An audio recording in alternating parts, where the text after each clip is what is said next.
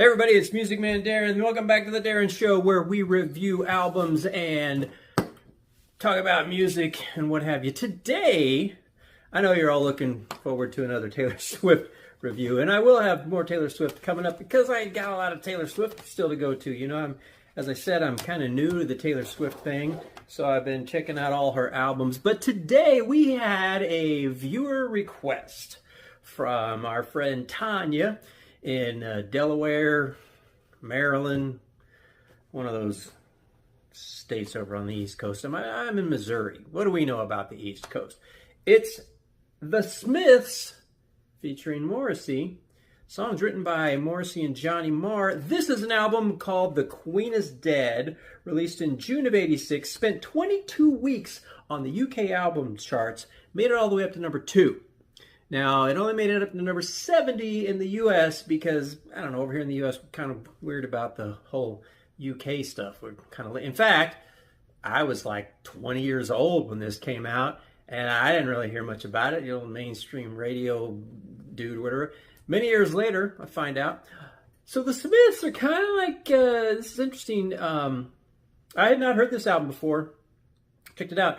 But, you know, Groucho Marx one time said, he was outside of a place where they were doing a gig, and this guy came by and was asking about the show, and he said, well, you know, I might buy a ticket, but is it sad or is it high kicking?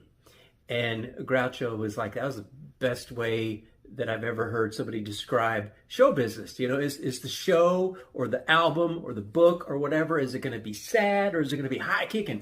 Then you get a group like the Smiths here, and it's sad and high kicking. I'm singing along to some of these songs, high kicking it, you know, and then you read the lyrics, and it's like, if a double-decker bus crashes into us, to die by your side would be a great. If a 10-ton truck kills the both of us, to die by your side is a heavenly way to go. Anyway, so kind of like The Cure in some ways, even maybe Wilco, you could say that about. One of those groups where you're singing along and you think it's a good upbeat tune and you're happy, but the lyrics are really sad. So sad and high kicking. Anyway, this was certified gold in 1990. I've got this version. It came out in 2017. Once again, I used the local library. Highly recommend. I'm an old school guy. I like to pop in the CD, put it in the car, in the CD player at home, listen to the whole thing all the way through, just like we used to do when I was a kid. You'd pop the thing in. There's none of this pulling up one song unless you went out, bought a single for 99 cents or $1.99 at the record store or whatever. But we used to just listen to the albums all the way through. So that's what I like to do. I like to pull these out. This is the 2017 special edition. It's got 2 CDs. One of them has all the demos. So CD 2 has the demos from all these songs, as well as several B-sides. So we're going to start this off. Queen is Dead is the lead-off track to this album called The Queen is Dead. Apparently the music was written by Johnny Marr years earlier, and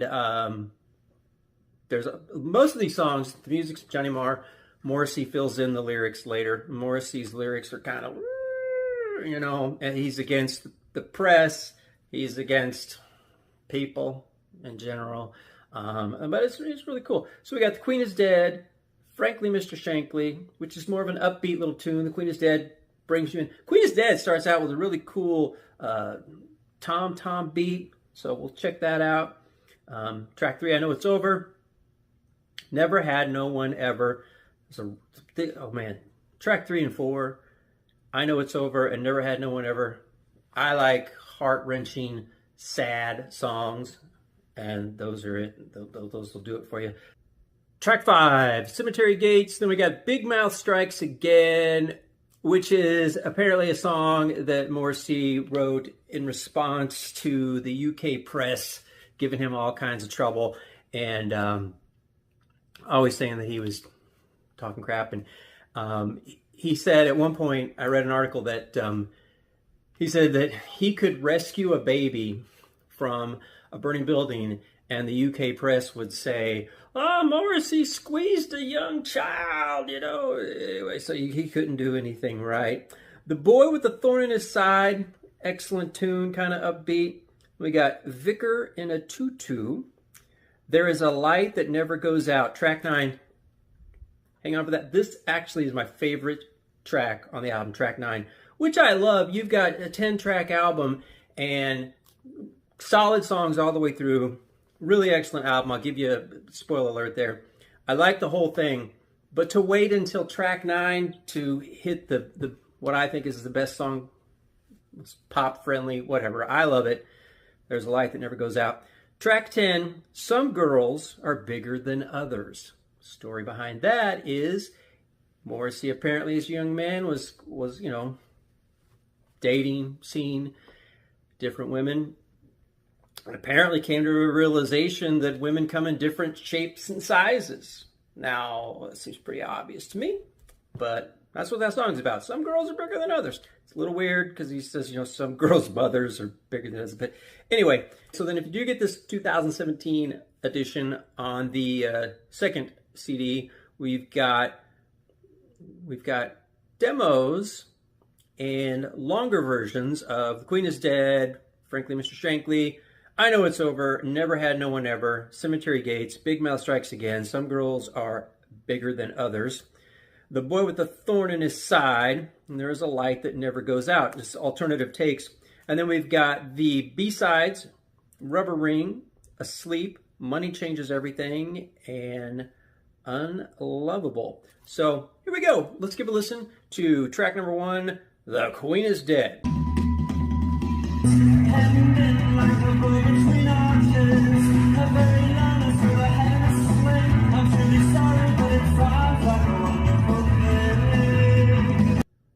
By the way, this album was chosen by Rolling Stone magazine as one of the greatest 500 albums of all time. It was like number 113.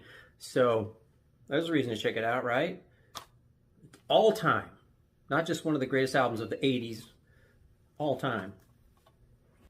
It's really hard because of the, you know, a lot of English bands will sing with sort of an American accent, and Morrissey doesn't on this, and it's hard for an American dude from the Midwest to figure out what he's saying a lot of time. And so I checked all the registered historical facts, and I was shocked and ashamed to discover how I'm the 18th pale descendant of some old queen or other. Oh, has the world changed? Or have I changed? We can go for a walk where it's quiet and dry and talk about precious things like love and law and poverty. These are the things that kill me. Queen is Dead, a nice little track, catchy tune to start off the album. Apparently the music was written by Johnny Marr when he was in high school and then brought it on out. Morrissey was apparently a little bit inspired by this 1962 movie called The L Room. You know, Wikipedia that stuff, man. Anyway, okay, so let's move on here. I like that song. Track 2 is Frankly Mr. Shankly, and this is apparently it was a rumor that it was about a dude that worked at their record label, but it's also just kind of a song about a guy that's wanting to get out of the workaday world. And Frankly Mr. Shankly, I got to get moving. I want to go down in musical history, and I'm in a hurry. I want to go down in celluloid history. So it's the basic thing of a person working a dead-end job, and they've got dreams of being a music star or rock star, a movie star, or whatever. And they're like, so Frankly Mr. Shankly, getting out of here. I want to leave. You will not miss me. I want to go down in musical history. I like that a lot. Fame, fatal fame. It can play hideous tricks on the brain. Still, I'd rather be famous than righteous or holy any day. Track 3, I Know It's Over. One of the greatest vocals you'll hear. In fact, Johnny Marr said that listening to Morrissey record the vocals for this track was one of the highlights of his life. Interestingly enough, Morrissey held the lyrics from the other band members until the instrumental part of the song was completely done, and then he did the vocals. So they had not heard the lyrics or his singing, and it's just a lovely vocal, lovely song. Probably one of the nicest vocals you'll hear from Morrissey. I love it. I Know It's Over. Great, great song. I know it's over, it's the light rain. I don't know where else I can go.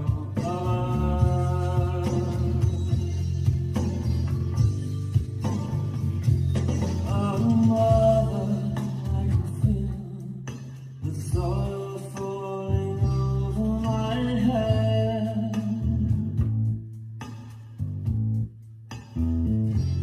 See the sea wants to take me, the knife wants to slip me. Do you think you can?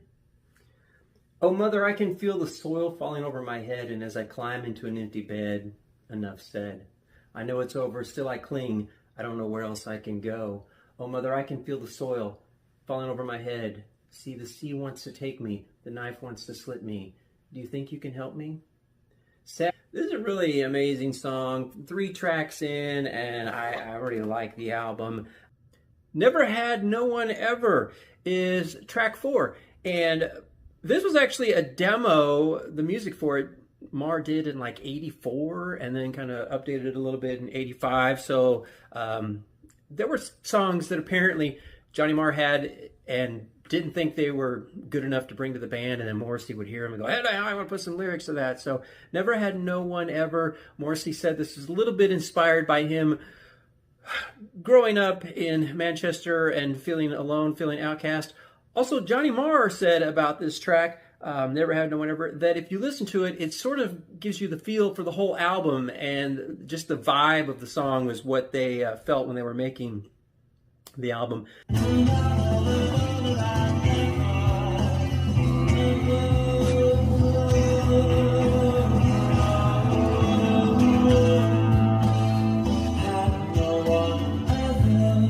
This is a really great song, especially following up I Know It's Over. This is a heart-wrenching song. I love this one. Track 5, Cemetery Gates. This one pops back up. The 3 and 4 were a little, down in there. And then the Cemetery Gates pops back up a little ear candy. Good, upbeat pop tune, Cemetery Gates.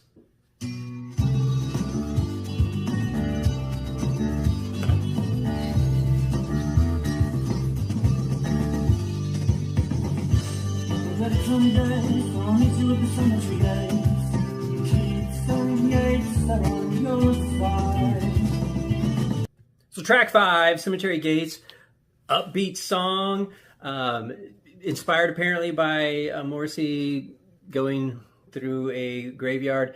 Let's see, the lyrics, it's a dreadful sunny day, so I'll meet you at the cemetery gates. And again, this is another one that's got a good pop song, upbeat tune, and then the lyrics, it's another dreadful sunny day, so I'll meet you at the cemetery gates. Keats and Yeats are on your side, why Wilde is on mine. So literary references, a lot of literary references, a lot of references to movies. Morrissey was a big fan of classic movies, 50s, 60s, so sometimes he references movies. Took some flack from that for that apparently.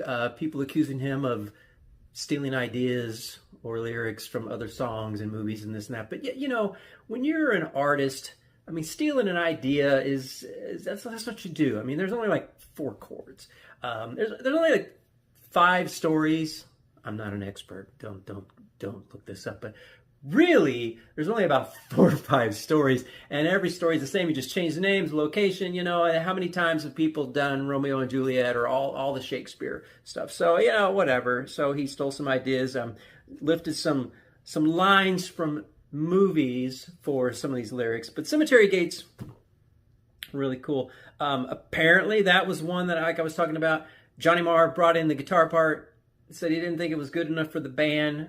Morrissey said, no, I like it. So track number 6, Big Mouth Strikes Again. This was inspired by Morrissey's feud with the UK press. I mentioned earlier he had trouble with them.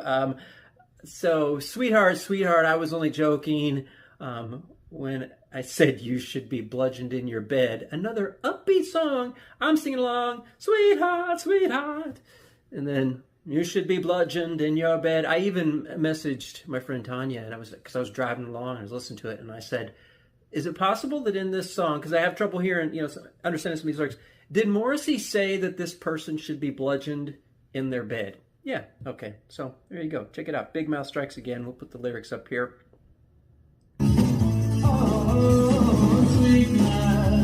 Weakness, I was only joking when I said by right you should be bludgeoned in your bed. And now I know how Joan of Arc felt. Now I know how Joan of Arc felt. Big Mouth Strikes Again, track 6 from the third album, The Queen is Dead, written by Johnny Marr and Morrissey. The song features self-deprecating lyrics that reflected Morrissey's frustrations with the music industry at the time. Musically, they say the song was inspired by the Rolling Stones' Jumpin' Jack Flash and centers around a guitar riff that Marr wrote during a 1985 sound check. Big Mouth Strikes Again was the lead single released for the album. Bypassing their preferred choice, There Is a Light That Never Goes Out. The single reached number 26 in the UK and has since seen critical acclaim along with several versions recorded by other artists. Big Mouth Strikes Again. Began as a lyric written by Morrissey in the summer of '85, the lyric was the final of 3 written about Morrissey's frustration with the music industry. That seems to be an ongoing theme. The previous 2 being Boy with a Thorn in His Side and Rubber Ring. Big Mouth Strikes Again specifically reflects Morrissey's negative experience with the music press when asked by NME magazine about the song. Morrissey replied, "I can't think of one sentence I regret saying. We're still at that stage where if I rescued a kitten from drowning, they'd say, Morrissey mauls kitten's body, so what can you do?" Morrissey intended the lyrics of the song to be humorous. He explained, "I would call it a parody if that sounded less like self-celebration," which it definitely wasn't. It was just a really funny song. It is kind of a funny song. You don't hear many catchy pop tunes that include the line, "You should be bludgeoned in your bed." And then they still end up reaching like top 25 on the UK singles chart, but it can happen. Track 7, The Boy with a Thorn in His Side. Maybe if you haven't heard Smiths, you might have heard, if you haven't heard a lot of Smiths, if you're not familiar with them, you may have heard that, The Boy with a Thorn in His Side. Catchy tune again. I gotta recommend this album. Check it out online. So here we go, Boy with the Thorn in His Side.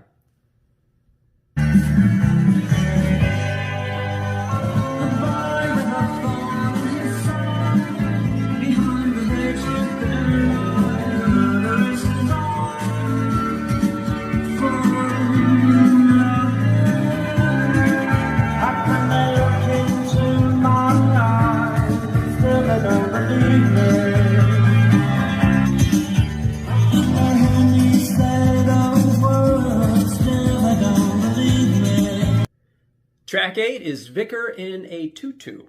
I was minding my business, lifting some lapdogs, the roof of a holiday church. Vicar in a tutu, oh yeah, la. So track 8, Vicar in a Tutu, kind of a catchy tune, as a lot of these are on this album. Johnny Marr said that this was just kind of a throw-off number to take a break from saving the world, as you will. So, check that out. You can find some stuff online about what it's about. I don't know. It's kind of interesting, kind of weird. There's a story to all these songs. Hey, so this is a different day. I'm in the same shirt, different day. I think the other saying is same, different day. Anyway, want to thank you all for watching. Want to thank my friend Tanya from over there in Vermont, New Hampshire, Maryland. She's somewhere on the East Coast. I think they're all the same. I think you can drive from you're Philadelphia, New York, Delaware, whatever, Maryland, New Jersey. Anyway, Tanya, thank you for the suggestion. I love this album. I'm sad that I didn't hear it in the 80s. Glad I finally heard it now. So track number 9 coming up, There's a Light That Never Goes Out. My favorite song on the album. Interestingly enough, I read that it was not released as a single with the album in '86. The band broke up pretty soon after that. They released, they wanted Big Mouth Strikes Again, The Boy with a Thorn in His Side. Those came out as singles. There's a Light That Never Goes Out didn't come out as a single until 5 years after they broke up in 1992. as part of a compilation album that they did. And then it was released as a single and went up to like the top 25 in UK. And it's had lots of critical acclaim. Again, I love it. 9th song on the album, comes along, boom. I don't know anything about the Smiths before this. I did some research on this one. I understand that some of the albums were a little more downbeat. I love the lyrics. Earlier, I talked about entertainment. Is it sad or is it high-kicking? This is the epitome of a song that sounds high-kicking, but it's kind of sad. Although it's sort of a love song.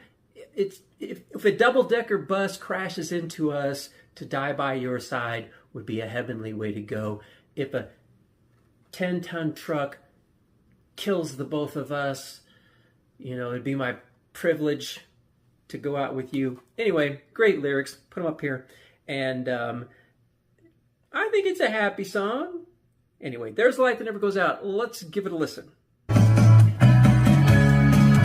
me out tonight. Where there's music and there's people and they never lie. Driving in your car, I never want to go home because I haven't got one. Under the double-decker bus crashes into us. To die by your side is such a heavenly way to die. And if a 10-ton truck kills the both of us, to die by your side, well, the pleasure, the privilege is mine. I actually had to get up and dance around a little bit. That's a dance song right there. Track 10, Some Girls Are Bigger Than Others. It's kind of a funny number. I have just discovered some girls are bigger than others. Some girls are bigger than others. Some girls' mothers are bigger than other girls' mothers. Some girls are bigger than others. Some girls are bigger than others. Some girls' mothers are bigger than other girls' mothers. Track 10, Some Girls Are Bigger Than Others. I already talked about this earlier, where Morrissey got the idea about women coming in different shapes and sizes, something I figured out on my own. Anyway, so thank you all for watching. Thanks to Tanya for recommending. If you have a recommendation, if you've got an album that you want us to listen to and review, let me know. Some Girls Are Bigger Than Others was kind of a funny tune, and it's good to end this album on a funny, kind of upbeat note because the album in itself has some humor in it here and there, and I love that. Too bad it was, you know, they broke up right after this album. Hey, we got lots of other stuff coming up. We got one of my favorite albums of all time, The Southern Harmony and Musical Companion by the Black Crowes is coming up pretty soon. We've had some people suggest albums that we listen to. Somebody wants me to listen to a Prince album that I'd never heard before, kind of an obscure Prince album, so I might do that. Going to do a review of a band that I don't care for, and I'm going to give it another listen and give my opinion of that. I'm not going to mention it right now. Some of you might disagree. Also, of course, going to go back and go through my Taylor Swift. We've got to finish up my Taylor Swift. Well, that's not Taylor Swift. That's Tori Amos, but she's coming. I got a pile of stuff I'm going to do. Been really busy, but we're going to get to it. So thank you for tuning in to Music Man Darren on The Darren Show. Queen is Dead by the Smiths, June of '86. Check it out. I love it. I'm going to give it an 8 out of 10, a 3.5 out of 5. No, let's do 4 out of 5. 8 out of 10. And for you people that like the A through the, we'll give it a B plus on the A through F scale. You know, I know everybody uses different scales, so there you go. Something for everybody. It's The Darren Show. Thank you. Thank you very much. The Darren Show, soon to be a major motion picture.